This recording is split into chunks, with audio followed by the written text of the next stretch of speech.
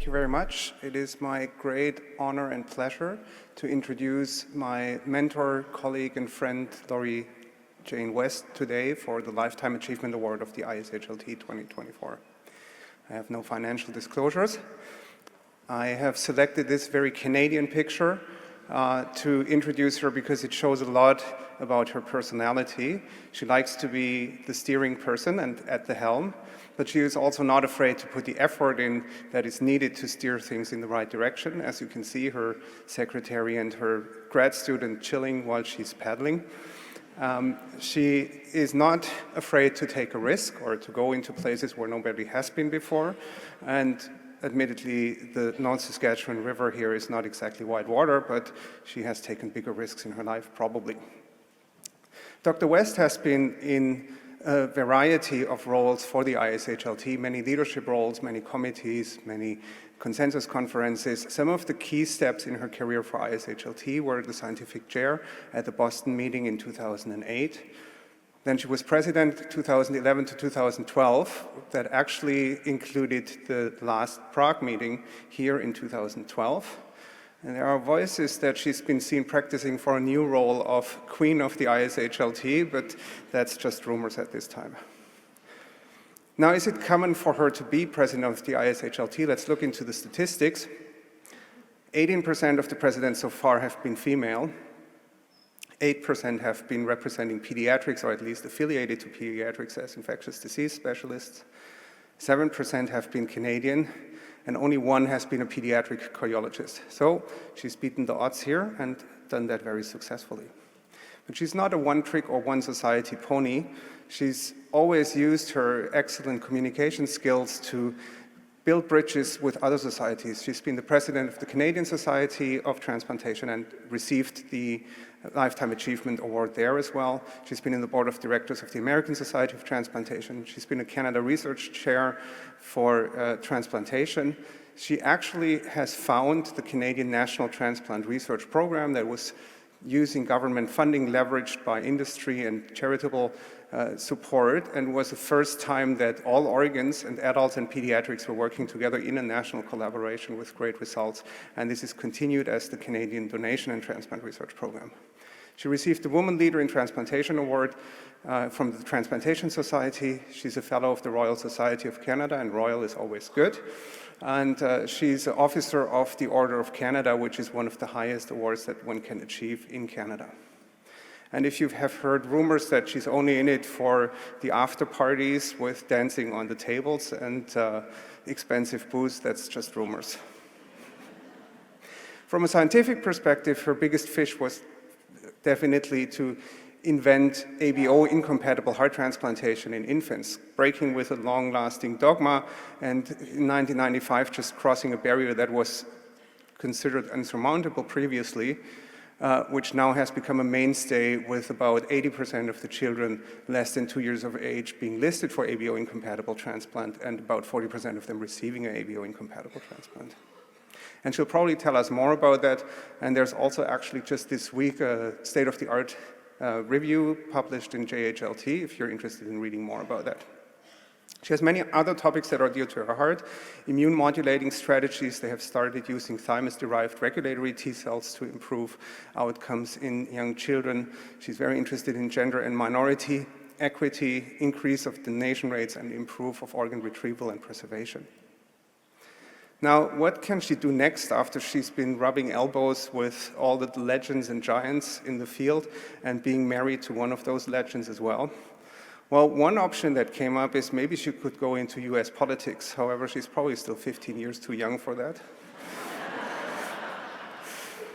The one thing that I'm sure she will do, and this is what one of her favorite English grammar pet peeves, because apparently it's not correct, it's a split infinitive, whatever that may be. And she will continue to boldly go where no man or woman has gone before. Please join me in congratulating Laurie West for the Lifetime Achievement Award.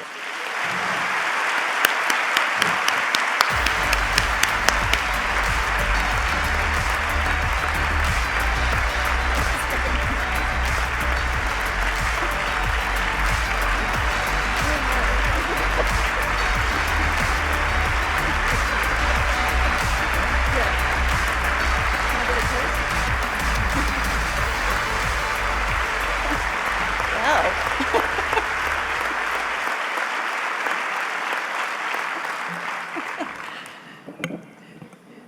Thank you so much for such a lovely introduction. I like the idea of queen. I think that's a really great proposal. Let's see, I had instructions on this. It's such an enormous pleasure to be here, and I am so honored to be standing here with you in Prague again, and this award is just a humbling experience to be recognized by all of you and by a society that I've considered my home society now since, I calculated it, I was 1994, so it's 30 years. The Venice meeting we all remember so well. But it certainly is a humbling experience, and I thank you all very much. I wanted to just start as well by recognizing the heartbreak and the sobering and yet inspirational words that we've heard today and yesterday from our colleagues who are addressing very fundamental life crises. And it certainly makes me, again, thankful for the privilege that I've had of working where I have and being part of a society that takes these things so seriously. So thank you for including those and for sharing those with us today.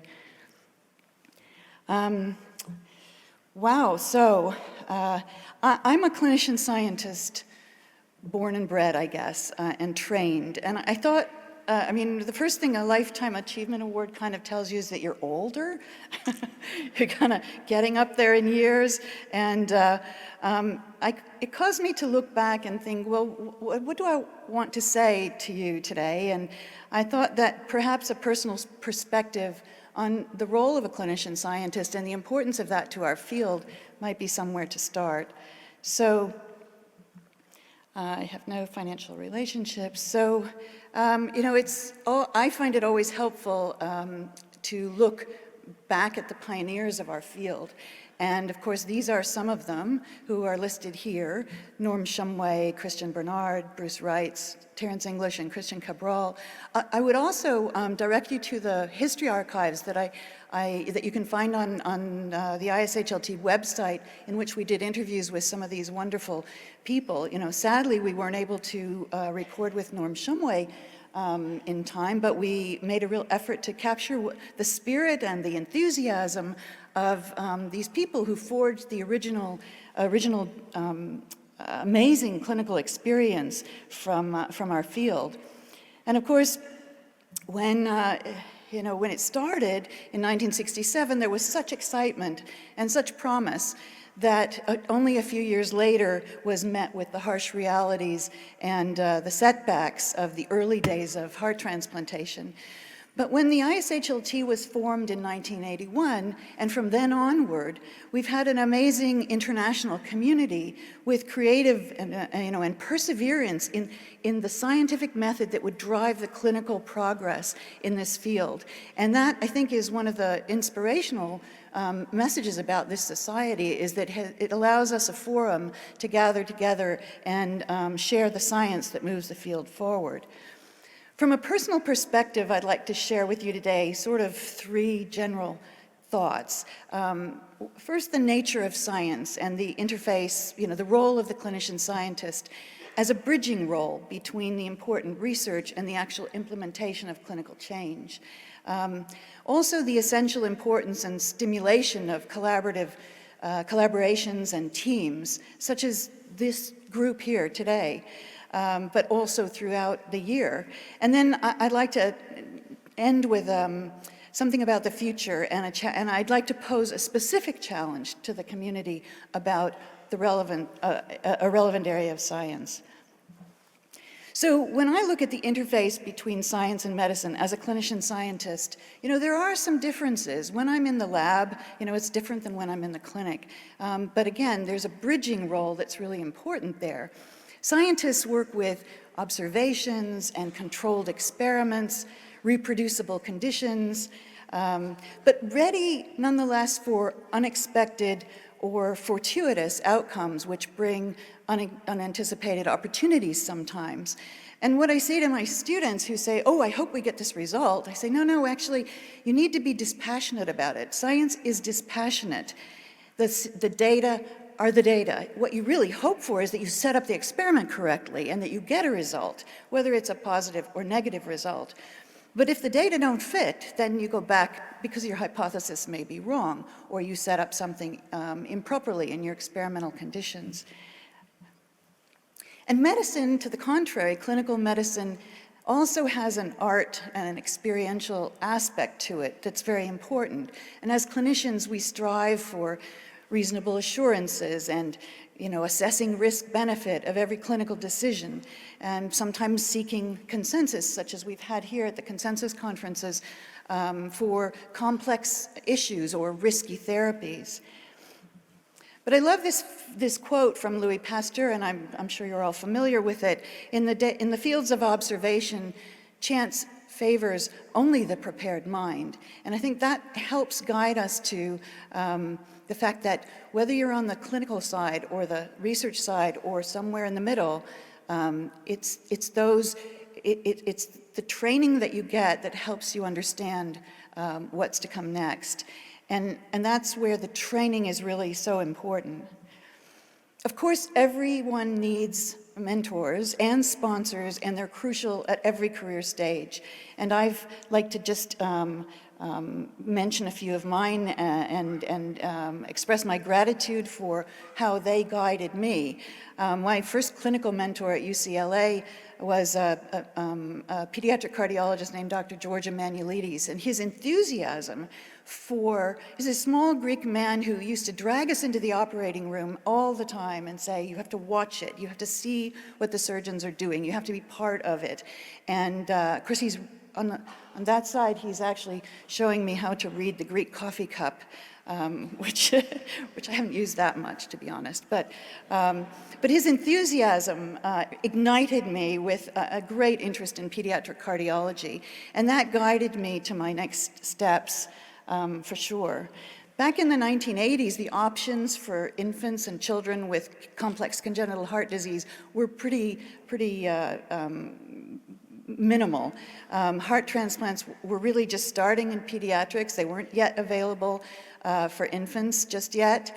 And for a patient who was born with single ventricle physiology, I sort of got the impression as a resident that there was kind of a collective shrug. Well, what can we do? They're born with this insurmountable problem, and it was sort of a time of general pragmatism before the field moved forward.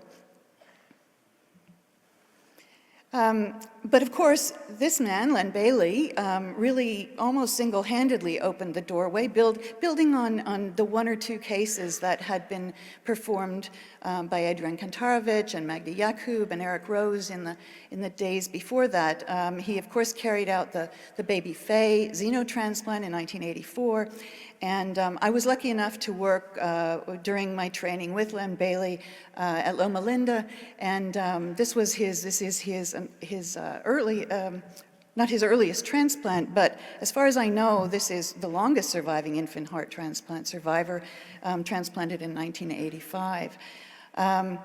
Through that time that these were my mentors, I was also lucky enough to work with Linda Adonisio and her team at Columbia, as well as Jay Fricker and his team in Pittsburgh, to gain clinical experience in pediatric heart transplantation. I also had incredibly valuable and supportive mentorship from my life partner, Dr. Jeffrey Smallhorn, who's here happily today giving me support. What he told me was, when I was weighing options for becoming more trained in the field of of heart transplantation, of transplant immunology, of transplantation altogether, was, he said, to establish credibility and really move the field forward, you have to get the very best training available. I don't think that he really imagined that I'd be off in England for the next 4 years while he stayed in Toronto, and that I'd come back not only with a PhD but with a baby. But he was ever supportive, and I think that's something that all of us need as we move our careers forward, our families forward, our wishes and dreams forward. And I always thank him, which he continues to do. I then went to Oxford, my scientific mentorship. So I had clinical mentorship, personal mentorship, and I had wonderful scientific mentorship at the University of Oxford.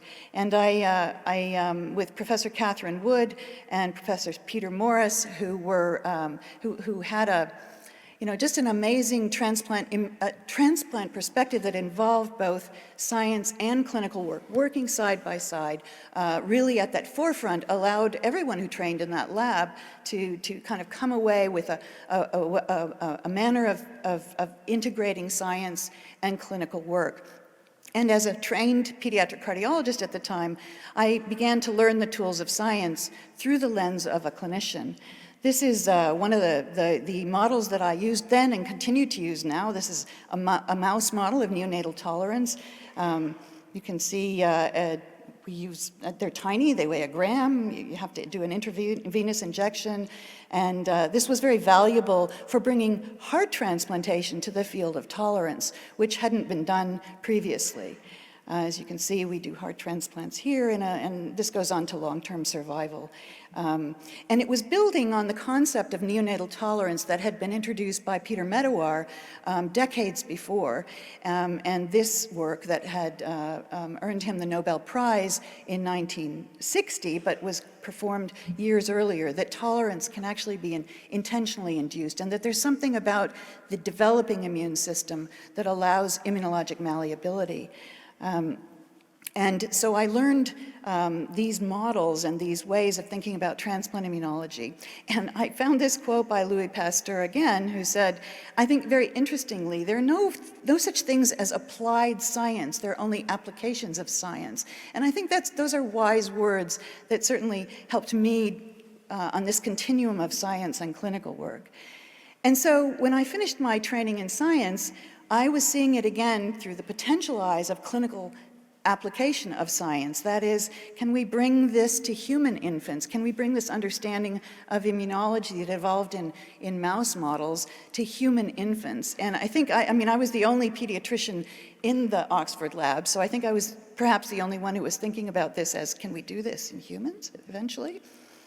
So when I came back and took up my first academic position, after a while I began to think about academic medicine as a circle of activities, where clinical care leads us inevitably to identifying clinical problems, and then research can help us solve those problems with new answers and solutions, which through the process of education, both education as in training, but also self-education, can then allow us to perhaps guide changes in clinical practice, which then of course result in new clinical problems and so on, and the cycle continues. Not forgetting the fundamental role of curiosity in driving this process, a lack of complacency, but curiosity that doesn't let you sleep at night because there's a problem that you can't let go of. So, this is a later slide. This is from the ISHLT registry. When infant transplants began to be performed clinically, and this is from years later in 2017 or so, it was obvious by the time the registry started capturing these data about transplantation in early life that, as shown in science, the clinical outcomes of infant transplantation were better than any other group of patients. And at the moment, and again, this is a little bit old now, but the graft half-life, exceeds 25 years, which is obviously higher than for any other transplants performed at any later time. So what was the clinical problem when I was just starting out and transplantation was starting to be done? The biggest clinical problem that we faced then, and arguably still face today, is insufficient donors. And this made me sidestep, at that early stage of my career, into ABO glycoimmunology. And that was not a planned thing. It was one of those fortuitous outcomes that I described. And that was because we saw a potential opportunity. And so I began to learn about the ABO blood group system, which I will just say is really a histo blood group system, as transplanters were not interested as much in the science of it for the transfusion elements, but really for the histo part, the tissue part. This is Karl Landsteiner, who, from Vienna, who received the Nobel Prize in 1930 for this work that described incredibly elegantly simple work, or simply elegant work, that described the existence of the 4 main ABO blood groups, using a simple experiment that with his buddies, which he's labeled here, that combined their serum or their cells and saw clumping in different ways. I mean, it's just so simple, but so beautiful. And that defined the evolution of transfusion medicine. That was 120 some years ago. And the consequences of that really defined transfusion medicine. Practices were set up to guide safe transfusion and avoid accidental ABO-incompatible transfusion. And eventually this was applied also to transplantation in the 50s and 60s when transplants, kidney transplants at the time, but then thoracic transplants were moving forward and becoming more established clinically. So this same system, these same rules and regulations from transfusion were applied to transplantation. So in order to think about this, you kind of have to be receptive to changing ideas. Your own mind has to be receptive to the process of education. So what are the barriers in making clinical progress? Well, there are a few of them here. It's always been done that way, so we have to do it that way. We do it that way because it's safe. With children especially, we must take a cautious approach. One could argue that with a compelling population of babies who have no other clinical options at the time, what the cautious approach actually is in that case.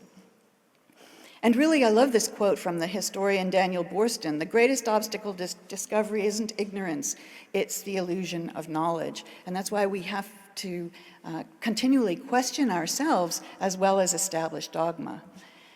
So I'll just remind you the scientific approach to, the scientific rationale to approach contemplating ABO-incompatible transplantation was the fact that it was known that babies have a developmental spectrum of development of ABO antibodies, and they don't respond well immunologically to polysaccharide stimulation. And so that became a possibility to take this very compelling group of patients and say the scientific rationale would suggest there's no reason not to accept a donor of a different blood group. And indeed, that played out completely. This is Caleb, who was the first baby transplanted at age 3 weeks, a blood group AB donor into an O recipient. He is, this is a picture of him at I think 16 years of age, and he continues to do well clinically, and this gave us the proof of principle that this was safe in young patients. And of course, this has now very gratifyingly been achieved in many centers around the world with comparable long-term outcomes between incompatible and compatible recipients for a patient group that was very, very challenging. And it's also decreased the very sad wastage of donor organs because a compatible recipient couldn't be found. Scientifically, what happened next was as exciting because we showed that these babies go on to develop neonatal tolerance in very similar fashion to what was described in mice. And that's really extremely exciting and helps us understand how much we can rely on science. And that's very exciting. I wanted to also talk about, of course, this could not have been achieved without a team of people. All kinds of people, both our clinician teams, our scientific teams, ethics teams, our interdisciplinary teams. Nothing is accomplished without teams. They're completely essential. And the diversity of our teams enriches the outputs of our teams. And our trainees become part of that and then carry on their own, pardon me, their own work and move the field forward. This is our local heart transplant and mechanical circulatory support team. You can see Simon and also my colleagues, Jennifer Conway, Michael Khoury, and the others listed here.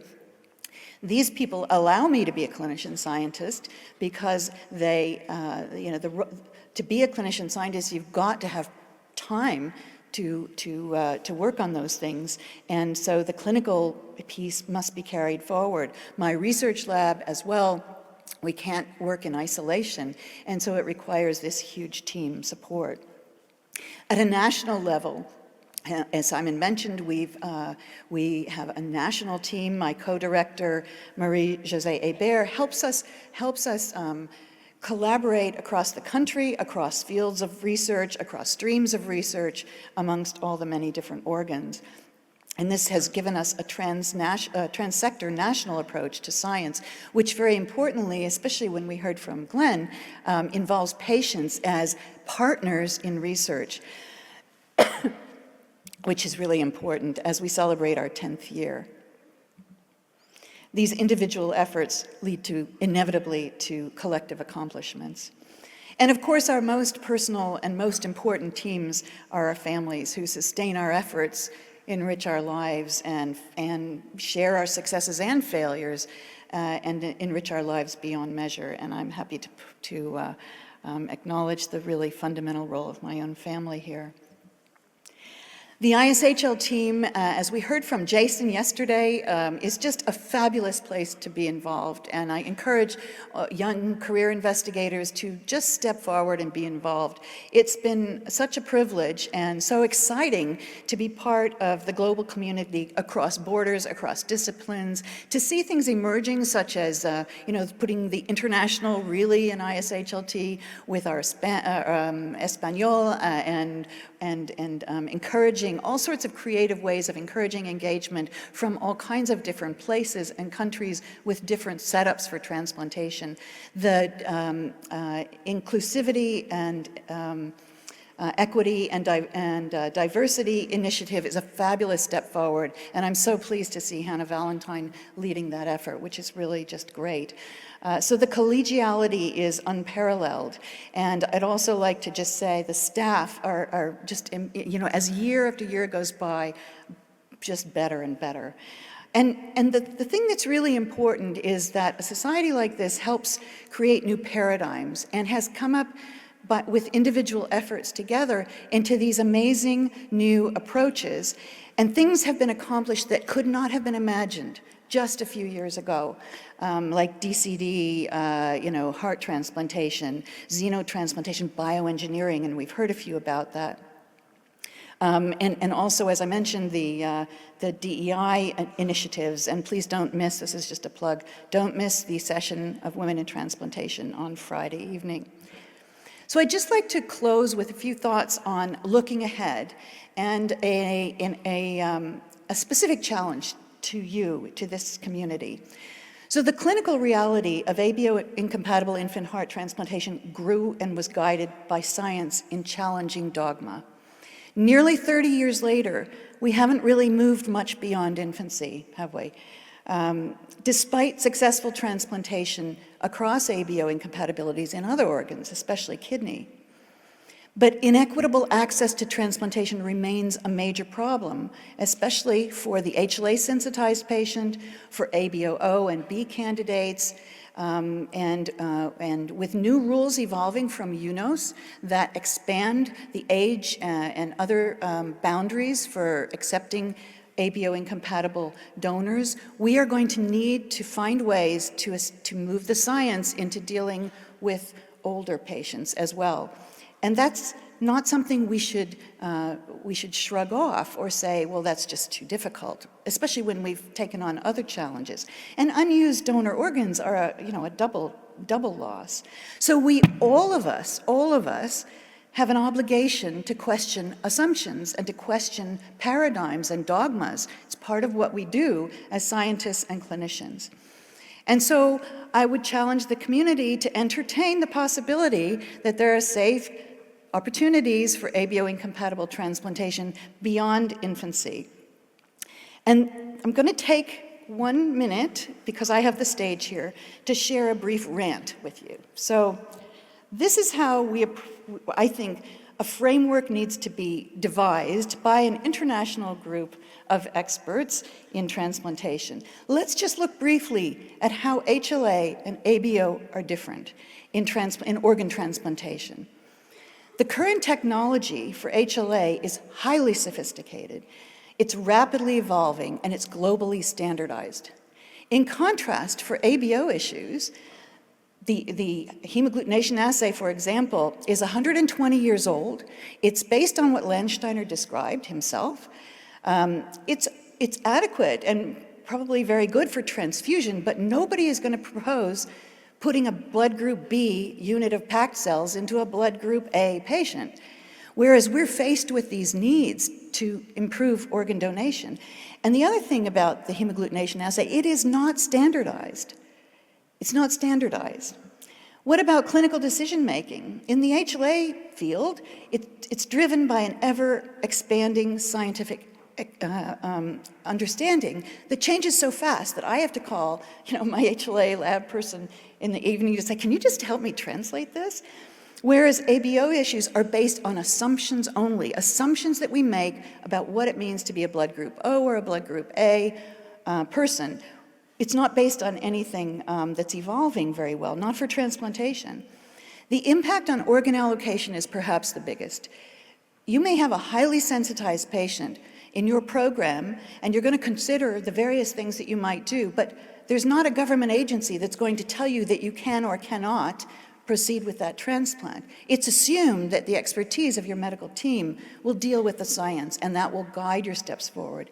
And that's completely the opposite to ABO issues in transplantation, which are highly regulated according to the blood group disparity, not anything to do with the actual patient. And finally, the impact on risk consideration. In transplantation, everything is risky. There's always a risk. And in the HLA sort of field and thinking about this, that's understood, and there's an assessment of the risk. How big is the risk? Can we have actual things we can measure to help us with that? Whereas in the ABO issues, risk is generally avoided. It's generally avoided. Those practices were set up to really avoid an accident, not help us understand the reality. And finally, I think we can learn with our HLA colleagues, who are a highly collaborative field globally, as are our transfusion medicine people in ABO, but more for transfusion and not focused on transplantation. So I'll end my rant and give a little shrug here and say, this makes no sense. And really what we need to do is be thinking about ABO histocompatibility, because that's what we're talking about. And once we think about that, everything flows better. First of all, this is not simple. It's not just A, B, and O. The field is complex. And in the last few years, especially since COVID as well, there had been amazing advances in glycomics, in carbohydrate chemistry, in glycoimmunology. We've been lucky enough to work with some of these chemists for the last decade, and they make sugars for us. We can then explore them. You may have read of the work with our collaborators in Toronto, making enzymes that can cleave off sugars, turning blood group A, lungs and hearts into blood group O. That may be helpful to allow us to cross this barrier. We can use A transgenic mice now to explore this. But think of this in terms of the complexity of what we know about HLA. It's not quite that complex, but it's not simple either. And the main problem is that these sugars live in the organs that we transplant in a different way than red blood cells. And since red blood cells are used to measure these antibodies, this is an inappropriate surrogate for transplantation. And this is the sort of science, I think, that can move us forward. The red cell, and if there's one message you take home other than the excitement of science, it's you cannot compare a titer to a titer to a titer. There is no safe cutoff because the methods differ everywhere. So this is where we are. ABO antibody testing has evolved over the years. and has achieved now Luminex, a Luminex single antigen bead assay. And this is work that's being led forward by Ann Halpin in my lab. ABO antibody testing is still kind of over here. And our goal is to move it over here. And so we've developed a single antigen bead assay for ABO antibody testing, and we hope to talk more about that in the coming days. So these new tools, I'll just end by saying these are new tools that can help us move ABO histocompatibility forward. We have new tools to measure antibodies. Every patient who gets a transplant is genotyped for HLA and should be for ABO, because that helps us put together a collective picture where we can assess risk. Going forward, this is going to be really important, and as we look to you all over the world and this organization, I think we can develop a new framework for ABO in transplantation, considering it as ABO histocompatibility. The availability of these new tools will drive the science. The science will help us find the safe opportunities. And I'm going to leave it there and say once again, thank you so much for this wonderful honor. It's really been a wonderful 30 years of being involved with this community, and I'm very grateful for your consideration and your thoughts today. Thank you.